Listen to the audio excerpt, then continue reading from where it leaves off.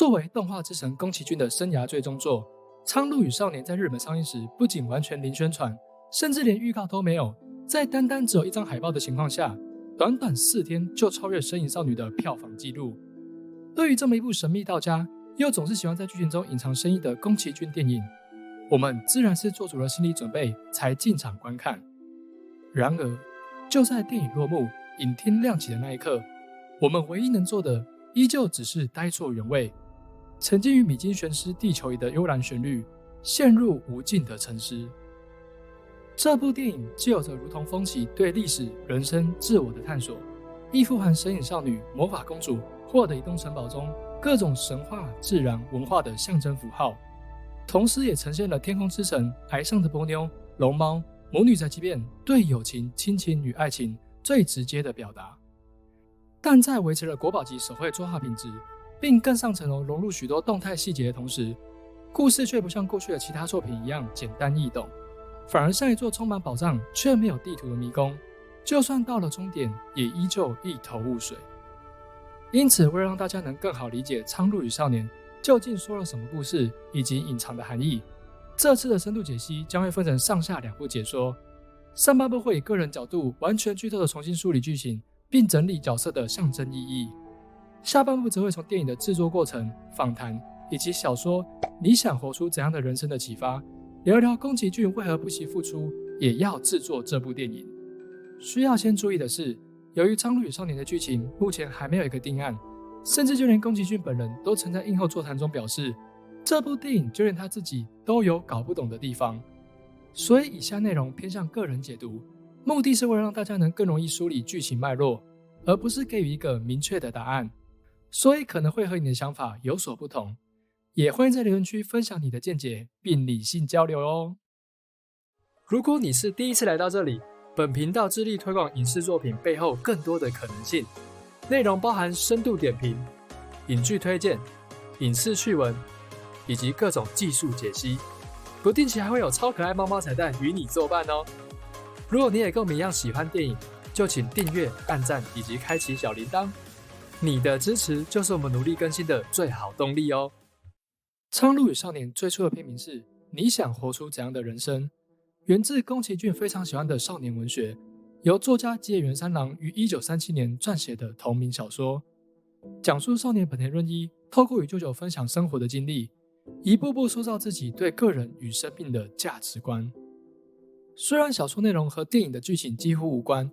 但电影中的主角真人正是在偶然间读了这本书，才让想法出现极大的变化。所以想要完全理解真人的心境，这本书是必不可少的。但这部分让我们先保留到下半部再深度解析，也建议不论有没有看过电影，都可以先去看看这本书，会有非常大的收获哦。回到《苍鹭与少年》，其实这部电影真正借鉴的是另一本神奇的半童话性质小说《失物之书》。这本由约翰·康纳利于2006年撰写的儿童文学，故事背景发生在二战时期。少年大卫的母亲因病去世，随着父亲再婚、战争爆发、搬离故乡等家庭变故，加深了大卫心中的不安与对继母和新生儿的嫉妒。就在这时，大卫听到了母亲的呼唤，思念母亲的他因此闯入异世界，展开一场光怪陆离的冒险。《苍鹭与少年》除了将背景改成日本之外，真人和大卫的遭遇几乎如出一辙。不过这个故事其实也与宫崎骏自己的生平有着异曲同工之妙。出生于1941年的他，从小就体验过战争的残酷。电影中夺走真人母亲的那场火灾，影射了他真实经历过的东京大空袭。真人父亲经营制造战斗机遮罩的工厂，也是宫崎骏父亲在战争时的工作。但宫崎骏的母亲可不像电影一样温柔，相反的，他对于4个兄弟的教育十分严格，只要稍有差错便会严厉斥责。这也造就了宫崎骏日后一丝不苟的性格。宫崎骏第一次阅读《你想活出怎样的人生》，也像是电影中的真人一样，是从母亲那里获得这本书，因而深受启发。但不幸的是，母亲在他6岁时罹患脊椎结核病，这个不治之症让他只能长期卧病在床。宫崎骏甚至为了制作工作室的开山之作《风之谷》，来不及见上母亲最后一面。不过，《失物之书》和《苍鹭与少年》的相似之处可不止于此。如果故事触动了宫崎骏自身的经历，那么说故事的方式或许才真正造就了这部电影。《失物之书》看似是个有着写实色彩的童话寓言，但实际上这部小说的叙事方式非常特别，甚至是有些违反常理。一开始我们是从大卫的视角切入，认为这是一个孩子学会放手的成长故事，但当故事来到异世界后，诸多人物悉数登场，却都没有交代缘由。每段故事仿佛都是独立的个体，看似有着想传达的深意，但到头来他们与大卫的连结又可有可无。有些桥段甚至会出现前后矛盾的状况，本来应该是童话般的发展，却硬加入现实的批判。这是谁的故事？又为什么要说这个故事？在小说中几乎找不到答案，似乎这些元素都只是作者随意添加的佐料，但酸甜苦辣咸却都加入其中，令人难以下咽。上述的这些感受，是否也在与你观看《苍鹭与少年》时的体验一样呢？原本以为是个如同风起偏重写实与角色内心的故事，却在真人进入异世界后，剧情开始暴走。鹈鹕、渔夫、哇啦哇啦、火美等角色不断登场，却让人看得越来越困惑。这些人物在这个故事的定位是什么？为何他们会在这里出现？就在观众以为漏看了什么，急于寻找线索时，剧情又毫无预警地切到了下一个场景与故事之中，几乎是没有任何交代就结束了上一场戏。太过抽象的诠释，导致许多观众知道这是个面对伤痛的故事，却不明白少年是如何成长的。其中很大的原因在于剧情舍弃了电影中最基本的解释性对话，像是《神隐少女》中千寻与汤婆婆的第一次见面，汤婆婆拿走了她的名字，并要求千寻在汤屋工作。你甚至不会察觉这段有向观众解释的用意，因为千寻此时就是观众的化身。汤婆婆点到为止的解释，既是向千寻说明情况，也在指明接下来的剧情会如何发展。所以我们继续看到千寻在汤屋认真的工作，逐渐从幼稚的孩童学会责任与付出，成长为能照顾自己并洞悉真实的完整之人。每一段剧情出现的角色都有直接或间接的对应这个主题，但到了《苍鹭与少年》，角色更多的是直接采取行动，观众就像是跟在白兔背后的爱丽丝，需要自己解读，甚至是脑补事情的前因后果。所以也不难理解为何这部电影会有如此两极化的评价。毕竟对多数观众来说，电影不应该要求自己建构故事，而是应该要用剧情给予合理的解答。那么究竟是观众的水准不够，还是宫崎骏真的放飞自我，不顾观众的体验呢？我想还是应该要先梳理一下剧情，才能继续深度的讨论。所以如果你是非常在乎逻辑的朋友，建议可以看完以下的解释后再进场观看电影，感受应该会好上许多。但如果你可以接受先体验电影，再思考到底看了什么的话，个人还是强烈建议先去看电影，会更有感触哦。很久之前，一颗陨石划破天际，坠落山中。神奇的是，巨大的坑洞中却出现一座石头形成的塔。民众认为那是不祥之物，不敢靠近。直到一个男人出现，他认为石塔有神奇的魔力，因此沿着塔修建起一座宅邸。有一天，在宅邸中读书的男人离奇消失了。之后，他的侄女进入宅邸后也跟着失踪。1年后，女孩突然像没事一样再次出现。家人因此害怕塔的魔力，将入口堵住，防止他人再度进入。时间来到1942年，日本正值二战，少年真人在一场大火中失去了母亲。3年后，父亲与母亲的妹妹夏子再婚，并带着真人来到母亲的家族所在地。尽管夏子对他十分关照，但真人依旧保持彬彬有礼的疏离态度，只有在他人不在时才会偷偷思念母亲。出身富裕的他也和周遭环境格格不入，不仅和其他少年打架，甚至还用石头砸破脑袋，以此为借口不去学校，让父亲替自己出气。就在这时，一只神奇的苍鹭出现在他的面前，告诉真人他的母亲其实还活着。苍鹭在日文中的发音与诈欺相同，所以形象才会是个身材矮小的狡猾男人，与真人象征的真诚的人形成对比。不相信他的真人自制弓箭，试图打跑苍鹭，但狡猾的他依旧不断骚扰真人。某天，就在真人意外发现母亲留给自己的“你想活出怎样的人生”正读得津津有味时，却发现夏子径自走进前往神秘宅邸的树林。为了寻找夏子，真人和佣人之一的物子前往神秘的宅邸，苍鹭早已恭候多时。不肯配合的真人用弓箭击败了他，逼问夏子的下落。此时，一个声音出现，塔主让苍鹭带领真人来到下界与自己见面。但下落过程中，两人失散。真人来到一座像是阿诺的伯克林绘画死之岛的岛屿，许多饥饿的鹈鹕盘踞于此，并对真人发起攻击。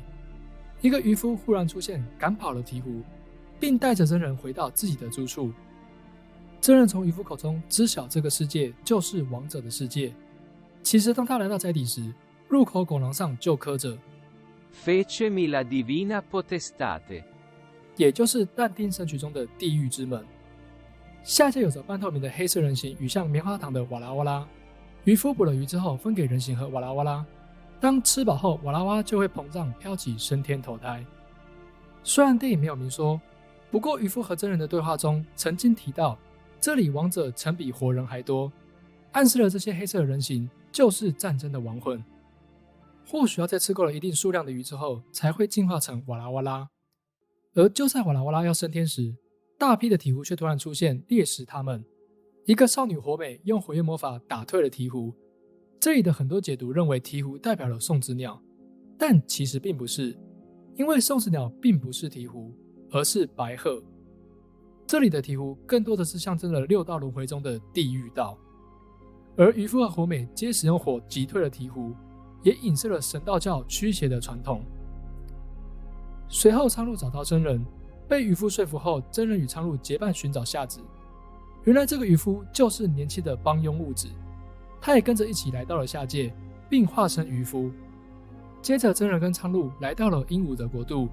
在差点被鹦鹉吃掉的千钧一发之际，火美再度现身拯救了真人，并向他说明了塔的来历。原来塔之中有无数道门连接到不同的时间点，每个时间点都有专属的号码。上界看不到下界的入口，但下界可以穿过门回到上界。真人透过门看着因为三人失踪心急如焚赶来的爸爸，还是坚持要找到夏子后才能一起回去。见到真人如此坚持，火美只能带他来到产屋。在有如神社结界般的空间内，睡着的夏子正准备在此生下孩子。然而真人的闯入却触犯了禁忌，夏子情绪激动地责备真人，并拒绝回到上界。而真人在此时也终于承认夏子是他的母亲，但强大的魔法还是打昏了真人和火美。在梦境中，真人终于和塔主相遇，原来他就是真人的真舅公，也是新建宅邸的男人。他用魔法改造了下界，并将鹈鹕和鹦鹉带来这里，想创造一个没有恶意的世界。真舅公看中了真人的真诚，希望由他来继承自己的位置。了解真舅公的意图后，我们先回到之前的一个问题上：夏子为何会来到下界呢？第一种可能性是夏子知道真人被选上，决定用自己腹中的孩子取代真人，让真人可以回到上界。第二种可能性是真舅公怕真人拒绝继承，所以准备的备案，顺便也可以让不相信苍鹭的真人乖乖来到下界。让我们先厘清继承人的条件。电影中只有提到需要血缘关系和没有恶念，但其实还有第二个隐藏的条件，也就是必须是男性。这点从前面提到真舅公有一个侄女曾进入下界却不是下一个继承人，以及结尾看到夏子生的是一个男孩就可以推断。电影最后我们也知道这个侄女并不是夏子，所以照理来说她不会知道下界的事情。那么第一点就可以先排除了。就目的性来看，夏子也是舅公和真人交涉时的人质。至于产屋的禁忌，则来自日本传统认为女子生产时大量出血是不洁的象征，因此需要隔离到产屋待产，设立结界祈福母子平安。真人的闯入可能导致难产，才会让他如此的愤怒。这个传统也到二战后随着医疗观念的进步逐渐的消失。这时真人从梦中醒来，原来是苍鹭混进鹦鹉群中救了他。两人发现火美被鹦鹉大王抓住，大王想以真人触犯禁忌，和火美与造物主真舅公谈判取得更多的资源。真救公却想让真人继承为由，给了大王软钉子。此处有个细节，暗示了为什么这个世界的国民会是鹦鹉。2只普通的鹦鹉跟着大王来到真救公的花园时，惊叹这里是否就是极乐世界。而有极乐世界一说的宗教便是佛教。佛教的西方极乐世界就像电影中一样，是个祥和的花园。鹦鹉便是其中一种生活于此的鸟类。在佛法中，这些鸟类都是阿弥陀佛的化身，也就像电影中是真救公将他们带入这个世界。最上面的空间也象征着6道轮回中的天道。真人和苍鹭也跟着来到这里，不甘心失败的大王偷偷跟在他们身后，想自己获得掌控世界的力量。终于见到真人的真救公，向他展示了自己维持世界平衡的积木，希望真人能重新堆起13块没有被污染的积木，创造一个崭新的世界。这里2人的对话非常有意思。真救公先是拿了一块石头给真人，真人表示这颗石头有恶念，他不能触碰。随后真救公又拿了一颗纯净的石头，真人却又说自己因为沉浸自残带有恶念，所以不能触碰纯净的石头。或许你会觉得真人这只是在玩文字游戏吧，好合理的拒绝真救公。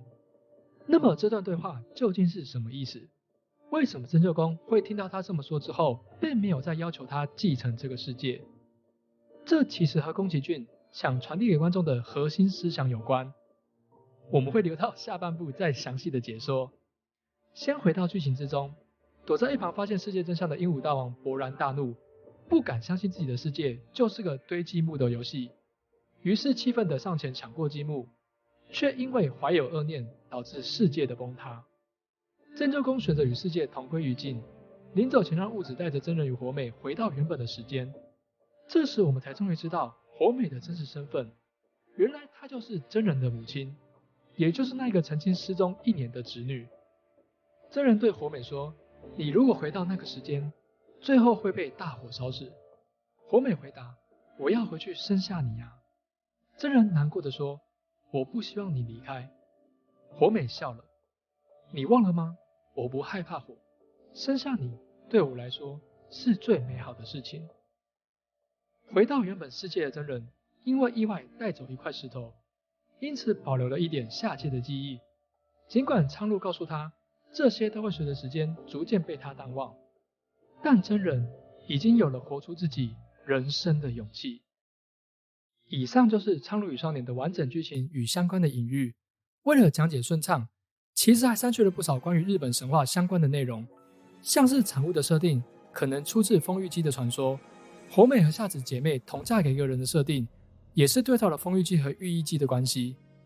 石头岛上的墓主传说和不能回头的设定，也可能参考了伊邪那美的传说。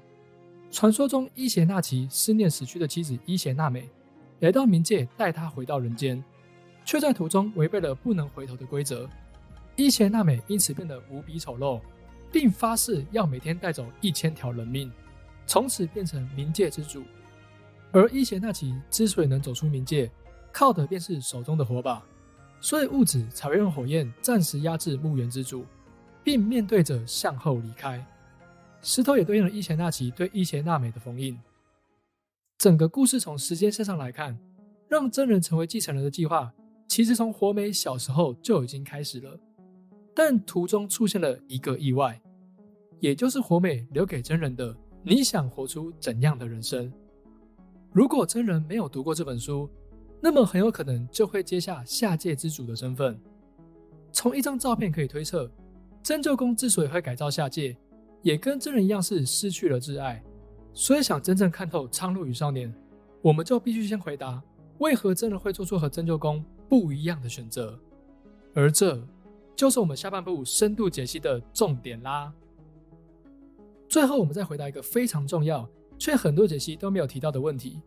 也就是如果下界就是地狱，那么最后下界的崩塌是否代表地狱跟着毁灭，也就不会再有人死去了呢？答案当然是否定的。如果有仔细看上述的内容，应该就会发现我们在形容真救公和下界的关系时，都是用改造而不是创造这个词。因为下界并不是真救公创造的，也不是因为陨石才出现。陨石的塔只是打通了2个世界的通道，针灸工从陨石的石头中获得了魔法，因此有了改造世界的能力。瓦拉瓦拉和黑色人形不是针灸工的造物，而是本来就存在于下界的灵魂。从老鹈鹕和真人的对话中更可以得知，是针灸工将他们带入这个世界，并在这里参考但丁神曲创造了地狱。